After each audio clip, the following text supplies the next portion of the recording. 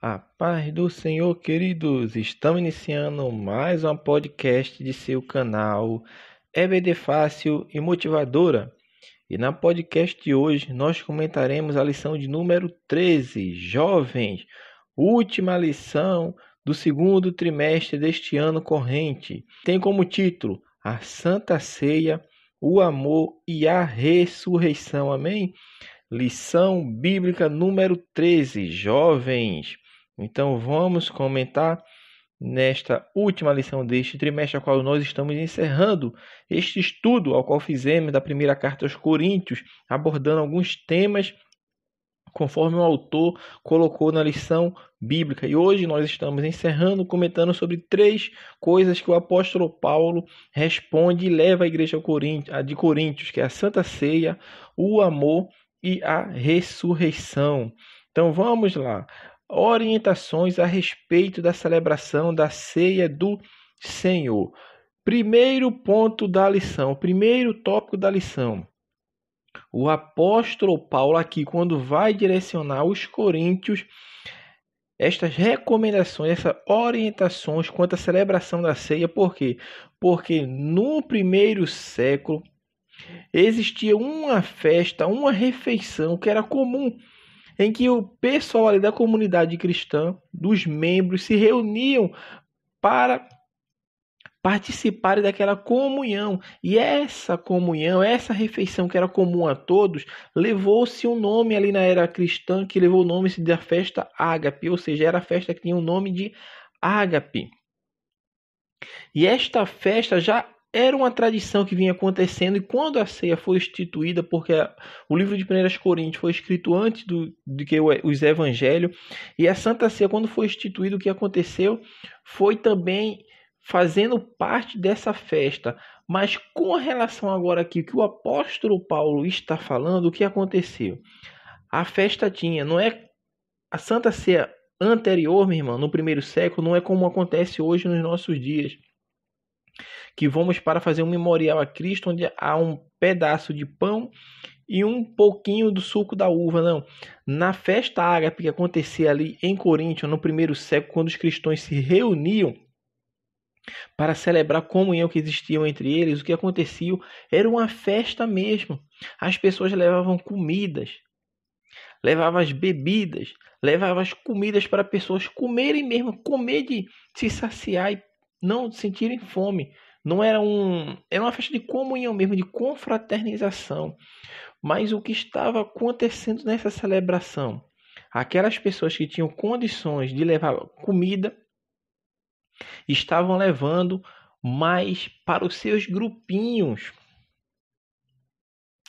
Não esperavam aqueles que não tinham condição, porque muitas pessoas que estavam indo ali não tinham condição, mas iam participar da festa e tinham o direito de comer, de beber ali os sucos, as bebidas que tinha ali, de se banquetear também. Mas muitas pessoas ali estavam fazendo de maneira torpe. De que maneira estavam fazendo aquela celebração? Comiam tudo e esqueciam do que necessitavam.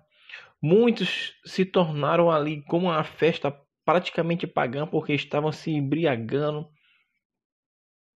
E o apóstolo Paulo já falou disso também. Então o que aconteceu? A festa, que devia ser uma celebração ali de comunhão, de união, e posteriormente como uma celebração memorial da morte do nosso Senhor Jesus Cristo, estava sendo banalizada. As pessoas não estavam querendo nem saber de nada, estavam comendo e bebendo e se banqueteando sem se preocupar com o próximo. Ou seja, a festa, que era uma festa para comunhão, na verdade não estava tendo comunhão nenhuma. Não estava tendo comunhão nenhuma. Por isso o apóstolo Paulo fala que devemos esperar um pelos outros. É isso que eles deveriam fazer. Por quê? Porque em 1 Coríntios está bem claro, 1 Coríntios 11, 20 e o 21, Paulo fala: de sorte que quando vos ajuntares num lugar, não é para comer a Santa Ceia do Senhor, porque comendo cada um toma, olha só, antecipadamente a sua própria ceia, e assim um tem fome e outro embriaga-se. Eles estavam se antecipando, ou seja, não estavam esperando um pelos outros para se confraternizarem juntos e todos comerem de igual modo. O que eu entendo com isso aqui? Eu entendo o egoísmo.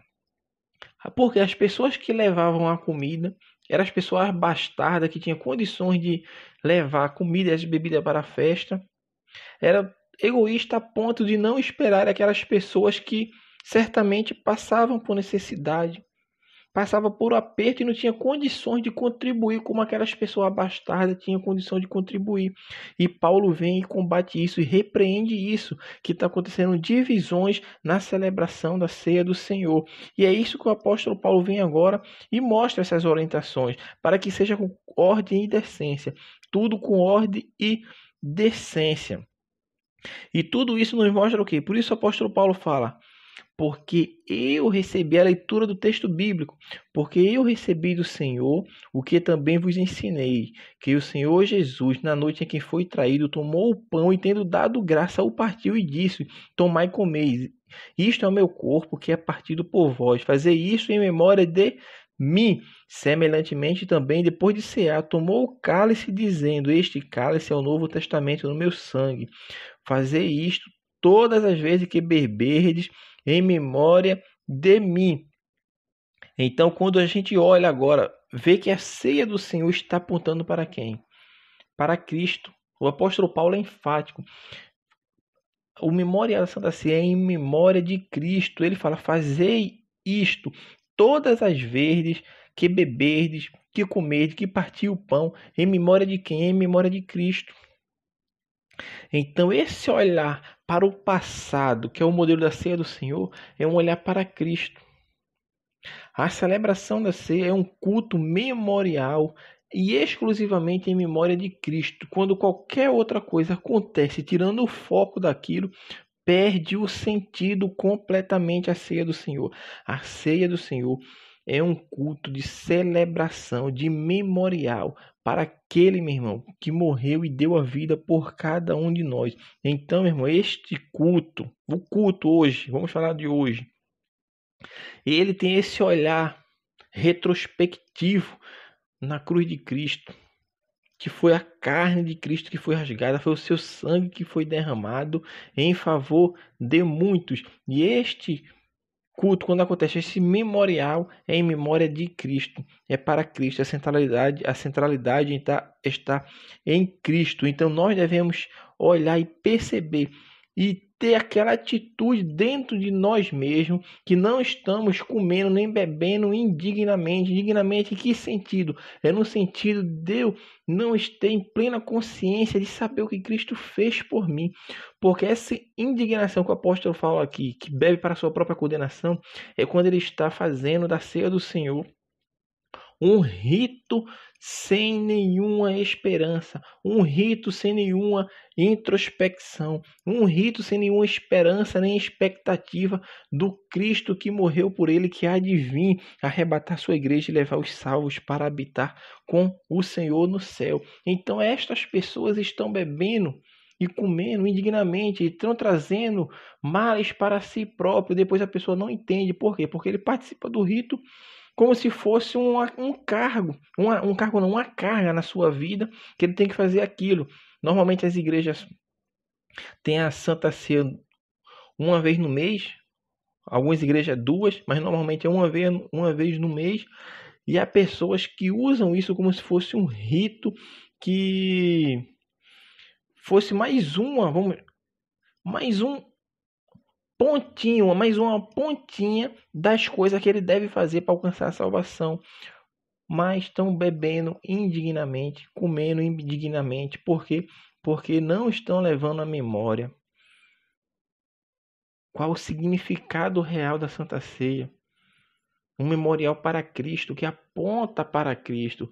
Mas muitas vezes isso acontece devido à própria liderança da igreja, que no culto da ceia usa o culto para todo e qualquer tipo de festividade, qualquer outras coisas de comemorativa, mas não aponta unicamente para a ceia. O que acontece? O culto, vamos supor, 2 horas, aí pega ali 1h30, 1h40, falou de tudo, menos da morte de Cristo, do que ele fez por nós, do que Cristo fez. E depois a pessoa vem com 20, 10 minutos, lê o texto bíblico.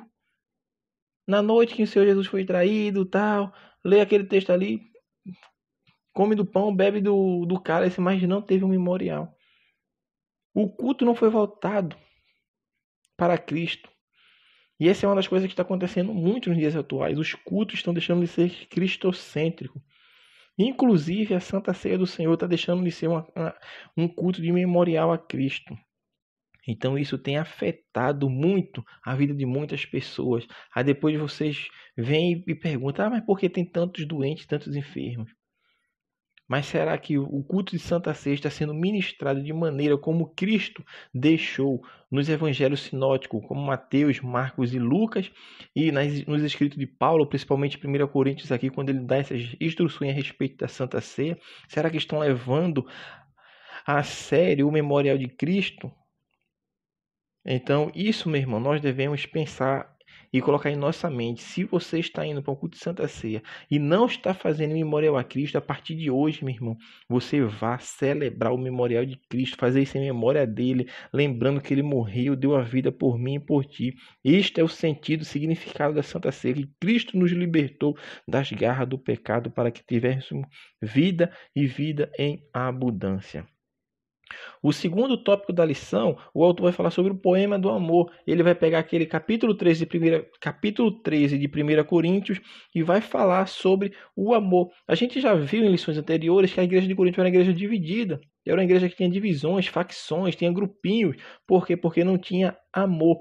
Mas neste poema do amor aqui, o que vai acontecer neste poema de amor? Entre o capítulo 12 e o capítulo 14 está o capítulo 13, obviamente, que vai falar sobre o amor. E o capítulo 12 está falando sobre dons espirituais, principalmente dom de profecia, dom de línguas, assim como no capítulo 14. E o apóstolo Paulo vem e insere ali no meio dessa palavra que ele está dando aos Coríntios sobre os dons espirituais e vai falar sobre o amor, porque a igreja de Corinto era uma igreja abastarda, era uma igreja que tinha todos os dons espirituais. O apóstolo Paulo fala, ele fala que nenhum dom faltava àquela igreja, era uma igreja abastarda de dons espirituais, mas as pessoas estavam usando os dons espirituais sem amor. A igreja estava usando os dons espirituais sem a verdadeira motivação, que era o que? Edificação da igreja, edificação dos crentes, edificação do corpo de Cristo. E o apóstolo Paulo vem e fala isso. Meus irmãos, o dom é de língua, dom de profecia, todos os dons que vocês têm, que existe a manifestação na igreja, tudo isso vai passar. Porque vai se manifestar o que é perfeito, porque hoje nós conhecemos em parte, mas o que é perfeito vai se manifestar, então nós conheceremos face a face, nós veremos face a face. E não vai ser necessário mais os dons espirituais, porque agora a plenitude de Cristo está em nossas vidas, porque estamos habitando com Ele. Então tudo isso vai passar. Os dons não vão servir mais, por quê? Porque Cristo já veio. Mas o amor vai permanecer. É isso que o apóstolo Paulo está falando. Então, o que ele está querendo dizer? Se eu venho a usar os dons espirituais e não tiver amor no meu coração, na minha vida, não está tendo serventia aquele dom na minha vida. Por quê? Porque eu estou fazendo apenas com outra motivação. Não sei se é uma motivação de ter nome, ter fama, ter credibilidade, achar-se o santão na igreja espiritual. São várias as motivações que levam à perdição. E o apóstolo Paulo está falando isso, meu irmão, que tem que ter amor. Se não tiver amor, não adianta. Por isso o apóstolo Pedro fala na sua primeira carta, 1 Pedro, Pedro fala como? 1 Pedro capítulo 4, versículo 10. Cada um administre aos outros o dom como recebeu, meu irmão, segundo a multiforme graça de Deus. Então, meu irmão, eu tenho que administrar o dom aos outros como eu recebi. Se é ensinar, seja ensinar. Se é ministrar, seja ministrar. Minha irmã é de acordo com aquilo que Deus concedeu e é para administrar os outros, não é para mim. Os dons espirituais são para edificação da igreja, para fortalecimento da igreja. e tem que ser feito com amor. E Cristo já não deixou o que vai acontecer naquele dia, infelizmente, que muitos dirão a ele naquele dia, mas nós profetizamos em teu nome, expulsamos o demônio, falamos nova língua em teu nome. E Cristo vai dizer o que? Apartai-vos de mim, vós que praticais a iniquidade, porque eu não conheço vocês. Porque estava fazendo sem motivação, sem amor, sem a verdadeira dimensão daquilo que Deus lhe concedeu, mas estava usando para benefício próprio, para promoção própria e não promoção de Deus, porque a glória é de Deus, a honra é dele, o louvor para todo sempre. E por fim, o terceiro tópico da lição vai falar sobre a ressurreição e o destino do cristão salvo. O que aconteceu? Paulo agora vai tirar dúvidas dos coríntios, porque tinha uma dúvida ali que estava existindo na igreja. E qual era a dúvida que estava existindo na igreja ali? Era quanto à ressurreição. Quanto à ressurreição, porque eles tinham consciência que Cristo falou, Cristo pregou, e Paulo agora vem para mostrar para ele que a fé, meu irmão, na ressurreição de Cristo é a garantia da vida eterna. Sem a ressurreição de Cristo, o evangelho não existiria. A pregação de salvação não existiria. Porque Cristo é a primícia dos que dormem, como o apóstolo Paulo fala. É a primícia do que dorme. Então já começou a ressurreição. Por quê? Porque Cristo é as primícias. Então Cristo já está em corpo glorificado. E quando ele ressuscitou e passou 40 dias aqui na terra, caminhando, andando, comendo, que ele comeu, ele ressuscitou, o corpo ressurreto estava comendo. Lá em Lucas fala isso. Que ele pede um favo de mel, pega peixe e ele come. E assim como Cristo é, também nós teremos um corpo glorificado. A redenção do nosso corpo vai acontecer. E era essa esperança que Paulo estava mostrando para ele. E Paulo vem e mostra para ele que o quê? Que o crente que estiver vivo, quando Cristo vier, ele vai ter também seu corpo transformado. Era essa a dúvida que muitos dos coríntios tinham. Mas se Cristo vier agora, o que vai acontecer? A gente não morreu ainda? Como se a ressurreição fosse apenas para os mortos. E na verdade a ressurreição é apenas para os mortos, né? Se a gente for pensar nesse lado de ressuscitar, porque para ressuscitar tem que morrer. Então a ressurreição vai acontecer com os mortos, mas os vivos serão transformados. Isso que Paulo vem a mostrar, os vivos, nós que estivermos vivos seremos transformados, mas de maneira nenhuma precederemos os que dormem. E este corpo que você está aqui, sujeito ao pecado, corruptível, mortal, vai se revestir da incorruptibilidade, vai se revestir da imortalidade. Então vai acontecer aquela vitória final que Paulo nos fala, porque muitas pessoas acham que o Satanás, o diabo, o inimigo, é o último inimigo a ser vencido, mas não é. Ele não tem poder sobre a minha vida e sobre a tua vida. O apóstolo é bem claro quando fala o último inimigo a ser vencido, a ser derrotado é a morte.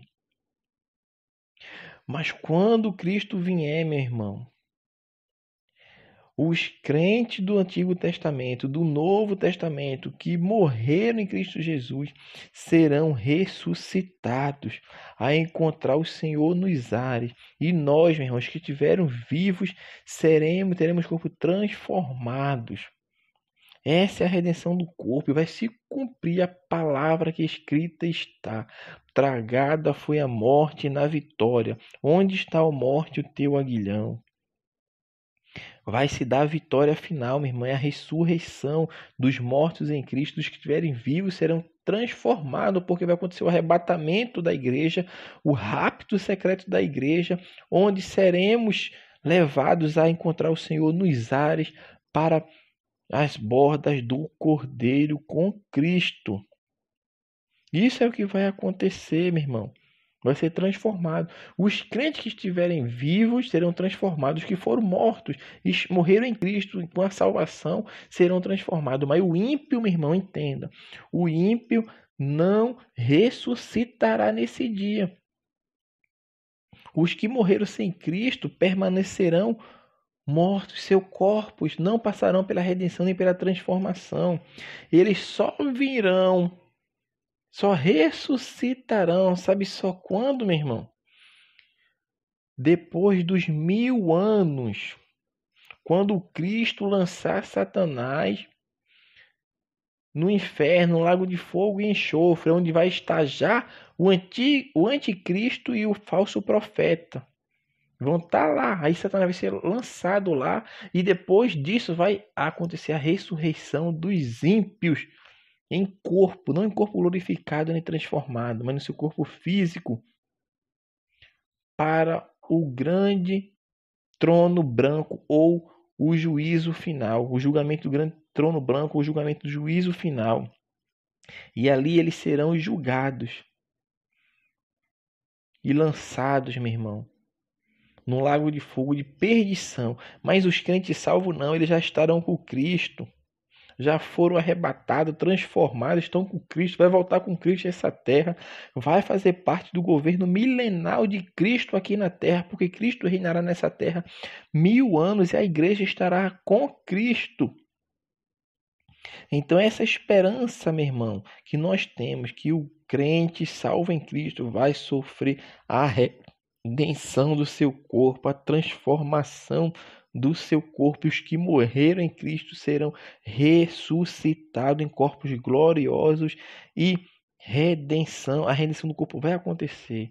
Então, meus amados irmãos, nós estamos encerrando com chave de ouro essa lição maravilhosa que nós comentamos sobre a Santa Ceia, o amor e a ressurreição. Se os irmãos tiverem dúvida, questionamento, perguntas a fazer, ou opiniões contrárias, ou coisa que não entendeu, pode comentar, meu irmão. Comente aí, nós não desativamos os comentários, deixamos aberto, porque sempre comentamos em amor em Cristo Jesus, porque estamos caminhando para o céu. E o objetivo do canal é este: fazer com que todos venham a crescer, tanto na graça quanto no conhecimento de nosso Senhor e Salvador Jesus Cristo. Então que Deus abençoe os irmãos e até a nossa próxima podcast, que agora vai ser no próximo trimestre, amém? Onde estudaremos os profetas menores. Então que Deus abençoe os irmãos e até a nossa próxima podcast de seu canal EBD Fácil e Motivadora.